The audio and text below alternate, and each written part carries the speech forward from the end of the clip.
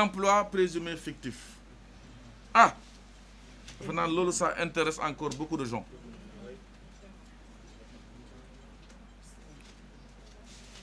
C'est ça. Voilà.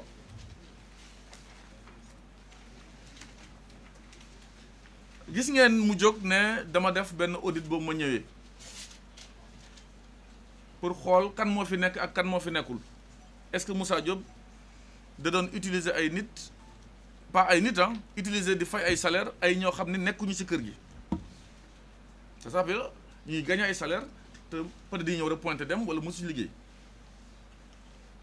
jox leen date ci 3200 salariés ne leen dans moins d'un mois képp ku ñëwul ñu photo la képp ku ñëwul signé képp ku ñëwul indi ñaari photo tu es un emploi fictif. Audit boo xam ni audit boppam la donc orienté boo mu defee loolu lu ma leen wax rek cuune dong lay doon tenirul compte ñi nga xam ne ils sont en indisponibilité tenirul compte ñi nga xam ni ils sont en congé à Tambacounda à Fongolemi à Salamata Warkadiéré Mbëlëxe tant que sa congé joxul doo dem si tenirul compte ñi nga xam ni dañoo nekk en arrêt maladie moom daal le 15 jot na ñii indi nañu photo signé wuñu ñii photo nañu signé wuñu ñii ñëwuñu photo wu ñii ñu ngi ci réseau bi fii di liggéey am seen bon bordereau de versement. Un receveur boo ko nekkee fictif da lay indil preuve que mi ngi liggéey tous les jours bu versé day am papier cacheté montrant que versé na tey temps mais ñëpp yónnee nañ ma seen ay documents ne ma xoolal yow lay wër duñ ko yónnee ci yow fictif parce que dañuy naan pare dama recruter ay fictif dama leen jox benn exemple boo xam ne moom mooy l'exemple des exemples mooy ban est-ce que vous connaissez Mamadou Goudiaby l'ancien secrétaire général de Demdik du sama xarit ñëpp xam nañ ko mais boobu moo fa toogee piano parce que un taureau on le tient par les cornes et non par la queue. Qui l'a remplacé? Il s'appelle Alioune Badara Konate. C'est le secrétaire général aujourd'hui du plus puissant syndicat de Demdik. Il est considéré comme fictif. Il ça fait 20 ans qu'il est dedans. Il dit où parce qu'uniquement ñëwul pointé wu il était en congé. Est-ce que vous voyez le montage? L'un de ses bras droits qui s'appelle Atoudien, il me connaît très bien.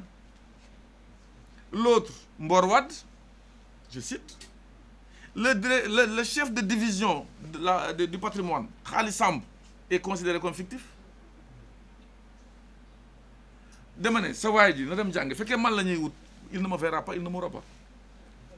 D'ailleurs, si vous avez un jour, si vous avez une conférence de presse, si vous regardez, nous avons buntu direction, nous ne sommes pas des fictifs. Et d'ailleurs, dans la conférence de presse, qu'est-ce qu'il dit? Ku ñëw ma fay la boo jàppee nit boo xam ne ci fiction la nekk en droit du travail motif réel de licenciement c'est pas un motif de joxe gâteau ça vous voyez ku ñu jàpp ci fiction di lay dàq faute lourde la mais nga ne boo ñëwee ma jox la tàngal ça signifie qu'il n'est pas sérieux. Deuxième chose pourquoi il n'est pas sérieux et je l'envoie à un cours de droit parce qu'il se prend pour magistrat. Un magistrat qui a déshonoré son statut, qui se permet de faire de la politique. Moi, si je suis comme incompatible, détachement, disponibilité, le GM. Il est en disponibilité. Est-ce que tu as un pour disponibilité? Mais madame n'est en disponibilité, je ne. Quand tu dis, en tant que juriste, homme de droit et magistrat, j'ai peur pour ceux qui seront devant lui. Je vais les juger après. Si je suis jugement, en tant qu'avocat, je le récuserai. Il n'est pas indépendant, il n'est pas incolore. Un magistrat doit être indépendant, incolore. Il doit avoir une couleur. Quand vous avez un tour, vous avez un emploi fictif, mais vous présumer, présomption là de. Pressentiment là de. Vous avez un audit.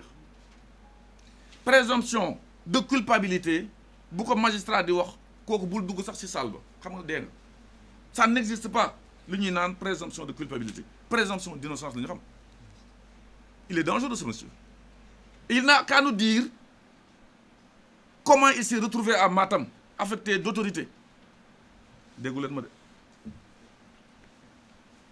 il n'a qu'à expliquer pourquoi il s'est retrouvé à Matam affecté d'autorité sur le plan disciplinaire bëgguma wàcc bi à son niveau vous comprenez ce que je veux dire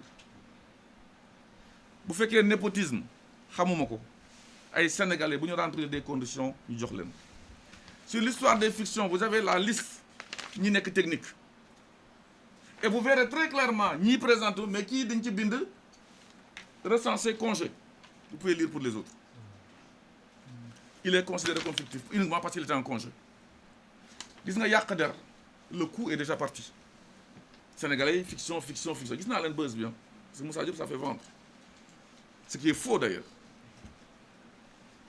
comme que génnee na ko ci gémmiñam rek il va être comme ce que j'avais fait à Diaz une citation directe en cours et oui man sama der kenn du ko yàq